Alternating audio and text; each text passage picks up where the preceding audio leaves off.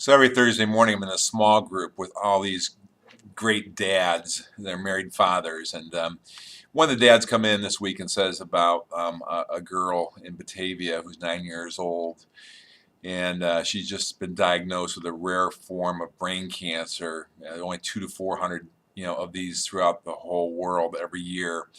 And as such, because it's so rare, there's very little they know about this, but it's on the brainstem. It's inoperable, and this child's prognosis is maybe 9 months at best to live.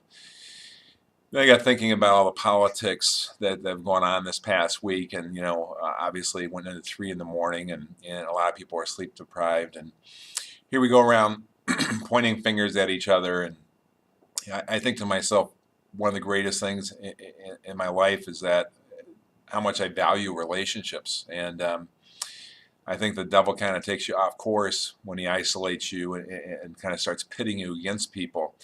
The one thing that truly does happen is you become off course. You don't like yourself when you're living angry. And I have friends that are so diametrically opposed to me, it's ridiculous as far as their political viewpoints. And I can only think to myself, how in the hell can they think the thoughts that they think? But I got to tell you, I know for a fact that they're thinking, check out Betag. He's a great guy, but how can he think the way he thinks? And emotional intelligence is a big part of that. And I think if we can master our emotional intelligence and just understand that they were born and raised differently than you were, that's okay.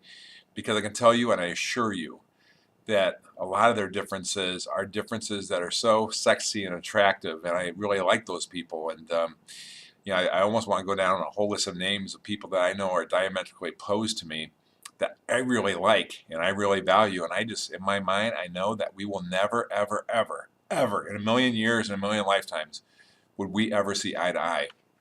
And so I go back to this girl who's 9 years old. I got to think, as a father, I think there would be nothing in my world that would break my heart, tear me apart more than watching the love of my life come in and slowly be pulled apart by incurable cancer. And so when I go back to our nation being all broken, it's just my prayer truly that we're able to go ahead and just really start seeing just how cool it is that God made everybody differently.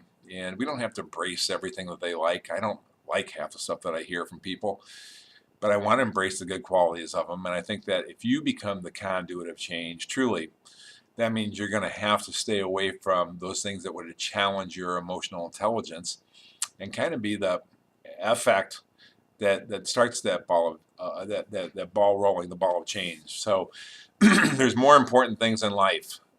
Truly, I understand the political viewpoints, but there's definitely more important things in life. And as this father with the 9-year-old has, he knows that politics are secondary to the relationship with his child. And I got to tell you, there's so many relationships out there that if it were just based upon political viewpoints, I would never have in my life. It's my challenge for you today. It's my challenge for you this weekend. I hope you have a great weekend. Thanks.